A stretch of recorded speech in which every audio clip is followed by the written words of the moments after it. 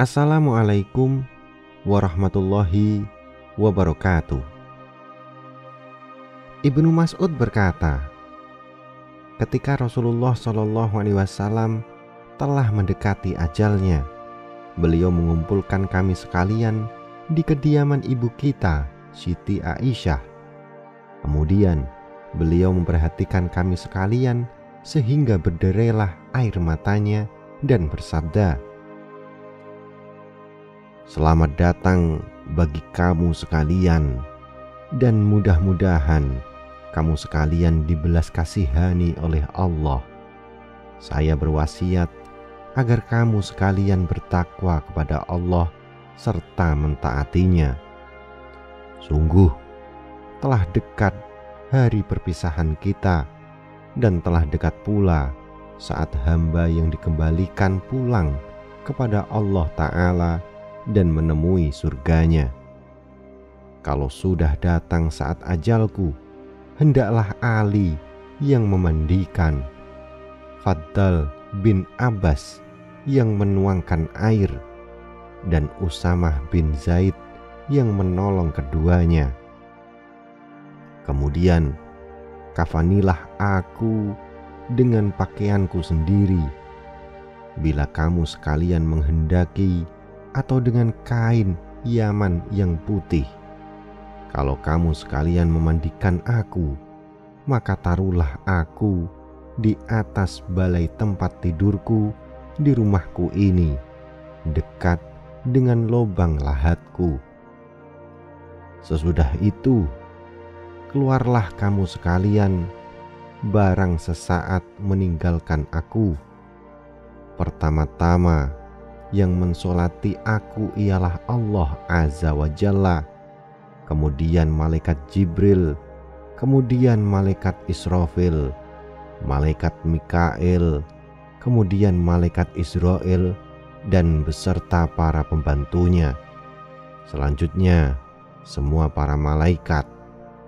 Sesudah itu masukkanlah kamu sekalian dengan berkelompok-kelompok dan lakukan sholat untukku. Setelah mereka mendengarkan ucapan perpisahan Nabi Muhammad SAW, mereka para sahabat menjerit dan menangis seraya berkata, "Wahai Rasulullah, engkau adalah seorang utusan untuk kami sekalian, menjadi kekuatan dalam pertemuan kami, dan sebagai penguasa yang mengukur perkara kami. Bila mana engkau telah pergi dari kami, kepada siapakah kami kembali dalam segala persoalan?"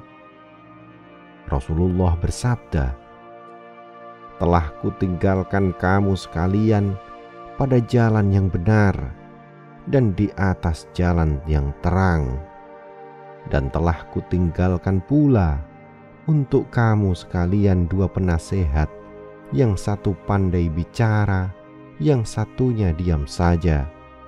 Yang pandai bicara adalah Al-Quran, dan yang diam adalah ajal atau kematian. Apabila ada persoalan yang sulit bagimu, maka kembalilah kamu sekalian kepada Al-Quran dan kepada Sunnah. Dan kalau hati kamu keras membatu, maka lunakkan dia dengan mengambil tamsil ibarat dari hal ikhwal mati." Sesudah itu maka Rasulullah SAW menderita sakit mulai akhir bulan Safar selama 18 hari. Para sahabat pun menengok silih berganti. Rasulullah SAW menderita penyakit yang diderita mulai hari pertama sehingga akhir hayatnya, ialah pusing kepala. Nabi Muhammad SAW diangkat menjadi Rasulullah pada hari Senin dan wafat juga pada hari Senin. Tatkala pada hari Senin, penyakit beliau bertambah berat. Suatu saat setelah Bilal selesai adzan subuh, dia pergi menghampiri pintu rumah Rasulullah SAW sambil mengucapkan salam. "Assalamualaikum ya Rasulullah." Siti Fatimah menjawab, "Rasulullah masih sibuk dengan dirinya sendiri." Bilal terus kembali masuk ke masjid. Dia tidak memahami kata-kata Fatimah. Ketika waktu subuh makin terang, Bilal datang lagi menghampiri pintu rumah Rasulullah Shallallahu Alaihi Wasallam dan salam seperti semula. Rasulullah mendengar suara Bilal itu, maka beliau bersabda, "Masuklah, hai Bilal, aku masih sibuk terhadap diriku sendiri dan penyakitku rasanya bertambah berat. Maka suruhlah Abu Bakar agar sholat berjamaah dengan orang-orang yang hadir." Bilal pun keluar sambil menangis dan meletakkan tangannya di atas kepala sambil mengeluh, "Aduh, musibah, susah, terputus harapan, telah habis hilang tempat tujuan. Andai kata ibuku tidak melahirkan aku." Bilal kemudian masuk masjid dan berkata, "Hai Abu Bakar, sungguh Rasulullah menyuruh engkau agar sholat bersama-sama dengan orang yang hadir, karena beliau sibuk mengurusi dirinya yang sedang sakit." Lalu Abu Bakar melihat mihrab, tempat sholat imam kosong, dan Rasulullah tidak hadir. Maka Abu Bakar menjerit keras sekali dan jatuh tersungkur karena pingsan.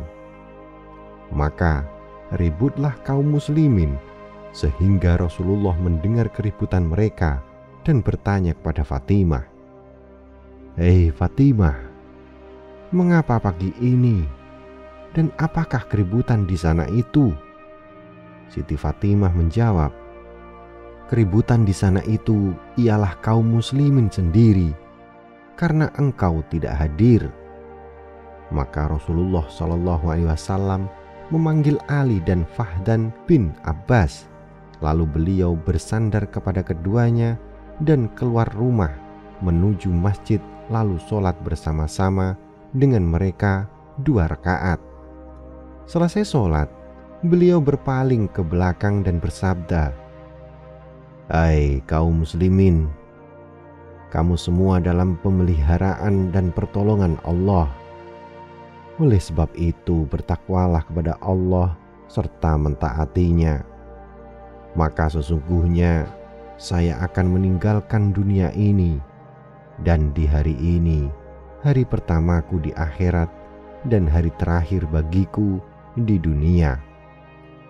Lalu Rasulullah berdiri dan pulang ke rumahnya.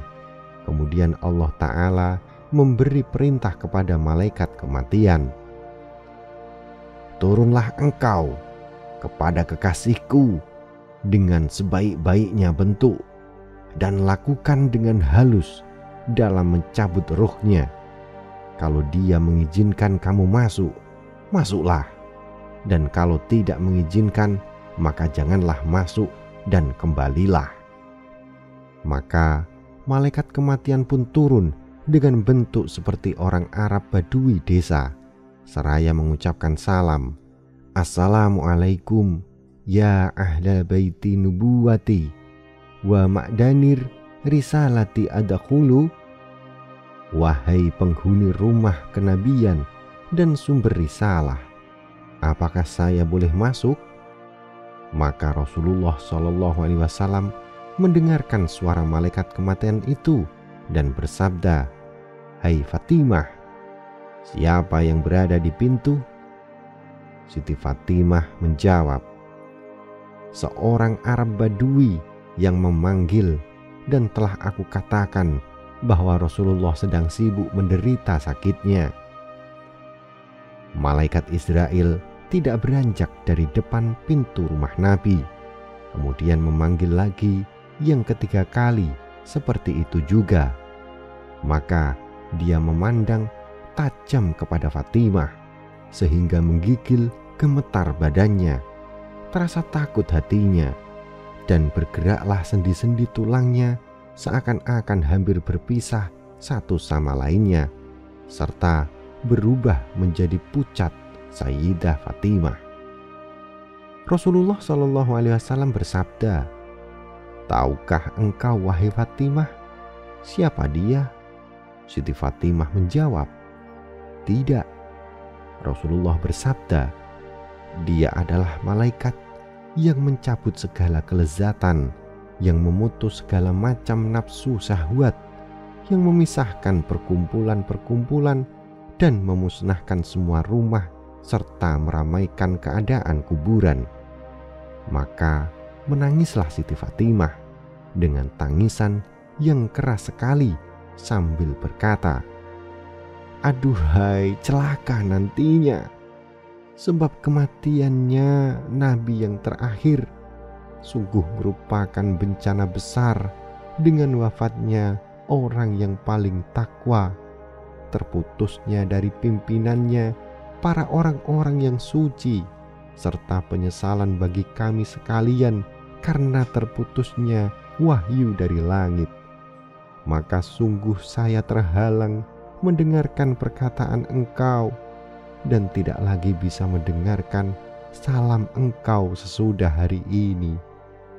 Rasulullah berkata, "Jangan engkau menangis Fatimah, karena sesungguhnya engkaulah dari antara keluargaku yang pertama berjumpa dengan aku."